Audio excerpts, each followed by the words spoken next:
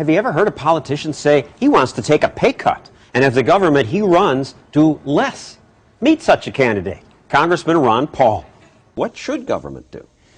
Protect our freedoms, have a strong national defense, look and take care of our borders, have a sound currency.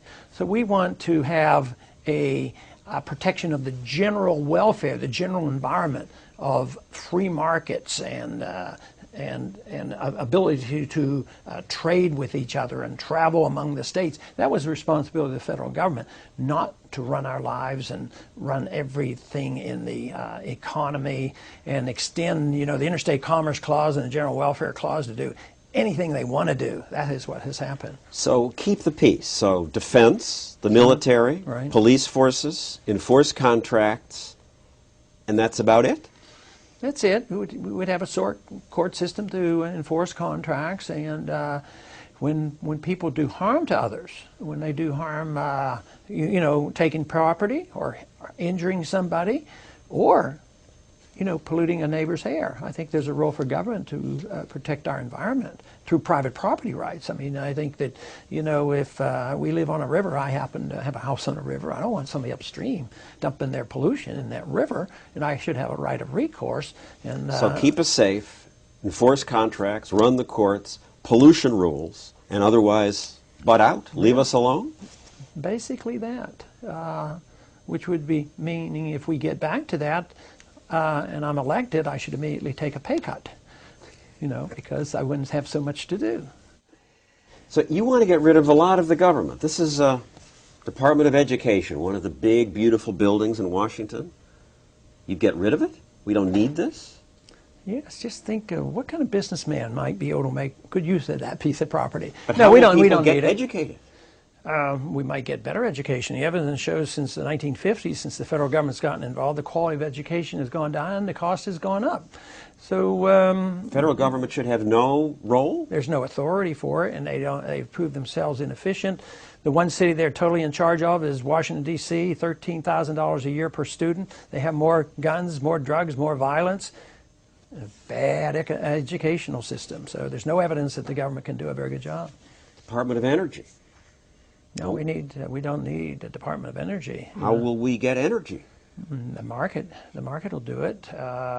Supply and This is demand. just unnecessary? There's no need. That serves the interest of big business. So if government needs an energy policy, what they're saying is, how do we take taxpayers' money and put the money in R&D, and which big company is going to get the largesse from the government? That's the kind of thing that encourages. What's wrong with that? The wise elites in Washington will pick the best investment.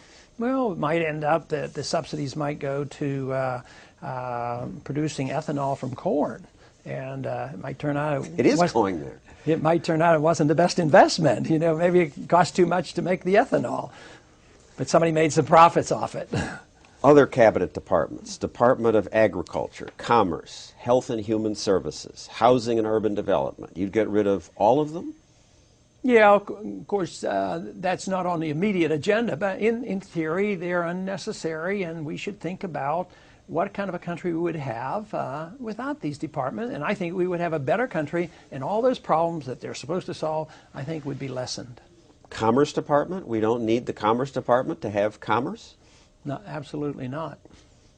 Homeland Security, isn't that a role for the federal government? Not really, not the way that's designed. That's the biggest bureaucracy of them all. There's some parts of that department that are okay. They put the Coast Guard in there, and they put FEMA in there, and everybody's bunched together. No, Homeland Security, how's it been taken care of for all these years? Pretty well. And I think it was failure of government on 9/11, not the fact that we didn't have the Department of Homeland Security, and we didn't have a national ID card, and we didn't have this constant surveillance and loss of our privacy. That's failure not the of government how? We spent $40 billion on intelligence gathering and didn't prevent it from happening. But the government was in charge of the airlines, FAA. They were supposed to inspect the people as they went on. You weren't supposed to resist any hostage takeovers, and they weren't allowed to have a gun. Maybe if you and I had the airlines, we might have said, hey, we want to protect our passengers. Maybe we should have a stronger door on there. Maybe we ought to give our pilots a gun. So it wouldn't have happened. 9/11 wouldn't have happened. So government creates the wrong rules, too many rules and the wrong ones? That's basically it, and most of the time, well-intentioned, but good intentions will not solve our problems.